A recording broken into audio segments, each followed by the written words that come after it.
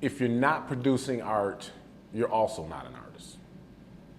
You know, so you have to make art. It's very easy to conceptualize and sit and think about great ideas, but you can't hang great ideas on walls, and you'll never be able to articulate it clearly unless you actually build it. So produce art, make it, keep making it, make it and make it and make it and make it.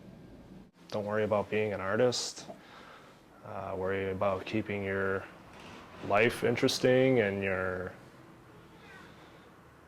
don't look for certain isolated events to be the special thing in your life. Try and make the rest of your regular life interesting and special. You know, get yourself a cat. I mean, I'm totally inspired by animals and food and nature. I don't really know where all the I mean, I love collecting stuff, so I think that that's like probably a big part of it, and I just use like what's around me. I like kind of like, you know, fill my world with all that stuff. But yeah, I don't know, I guess I'm inspired by like old things and like using all that stuff to make something new, I think. I've got a couple of prerequisites for my poster. One is I have to like your band. I'm not going to make you a poster if I don't like your band, because I get a lot of my artistic inspiration from music in general. I'm a big music addict. I've been in my shop here for 5 years. Before that, I actually welded out of my garage for probably 11 years. And in the garage, I had no heat whatsoever, and it was a little bit of luxury to have this now. Some people call it a studio. I say it's not a studio, it's a shop. Studios are for fucking painters. I live with my parents.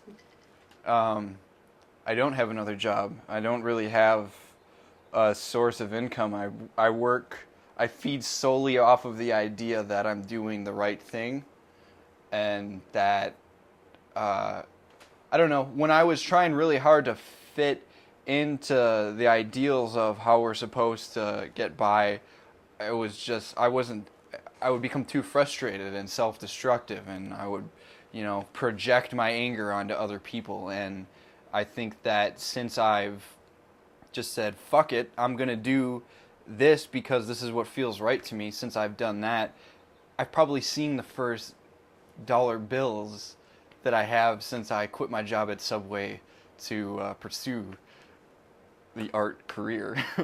The vast majority of my work kind of works within specific areas or genres of art history, and I kind of look to what I really, really like and then find out what I like about it. And then I guess, I think Gene described me as this once back at Lucky Star when you had the gallery, as I'm kind of like this 10 or 11-year-old kid who likes a girl, so I smash her in the head with my lunchbox.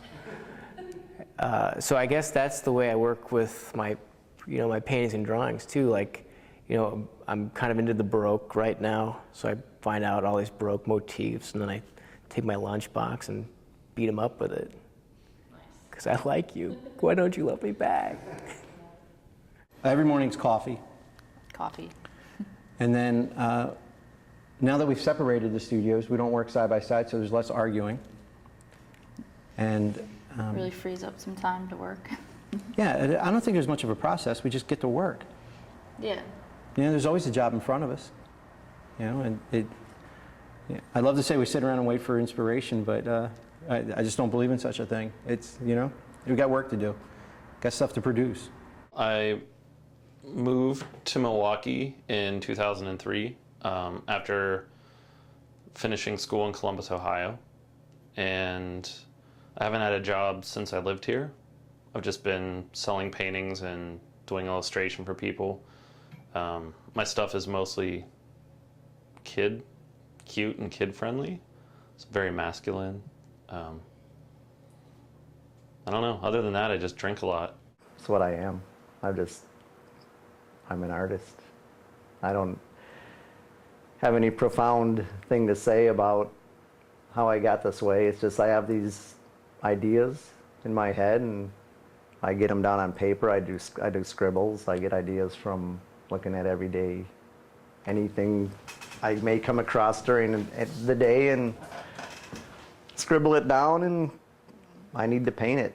We started doing black and white, like Xerox ink on paper work, and for bands that were coming to Milwaukee, because for a while Milwaukee had a real bad rap in the music scene.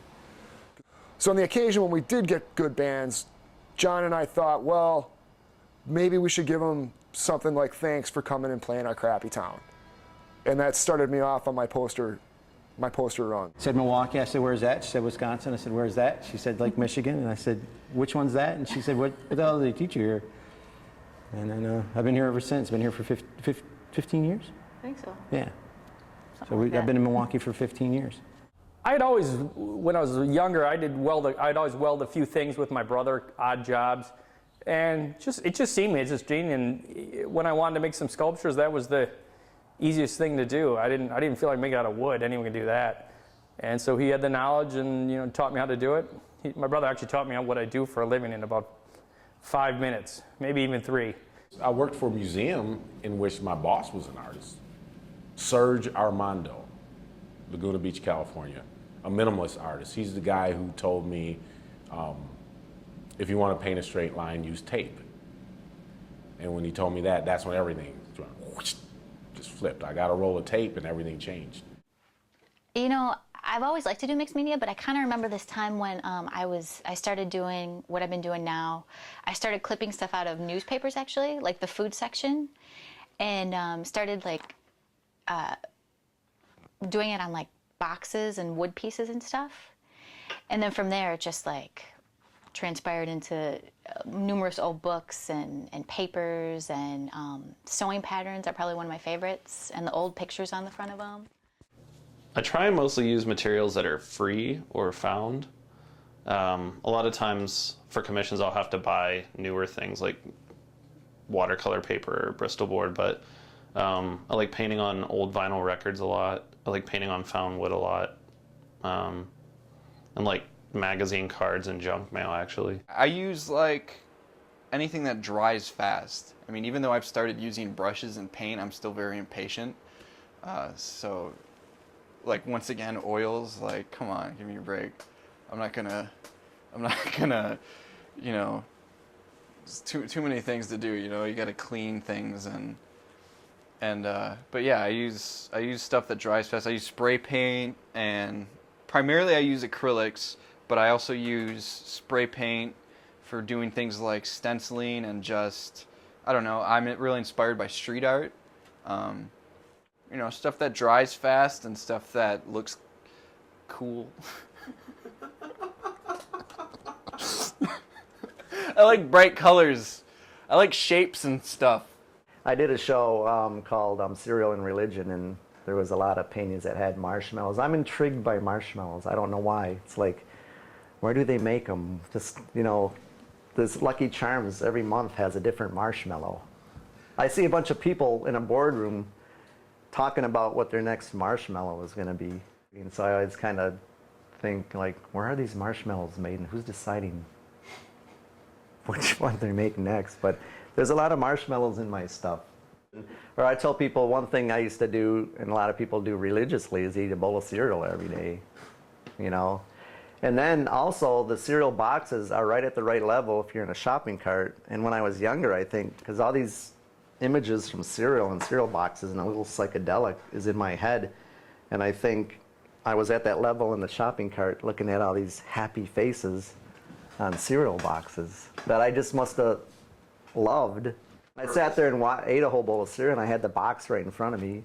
I was looking at the thing or playing the games on the side or eating bowls of sugar. It's all coming out now, and I just decided I'm just going to go with it. Someday I'll stop painting marshmallows.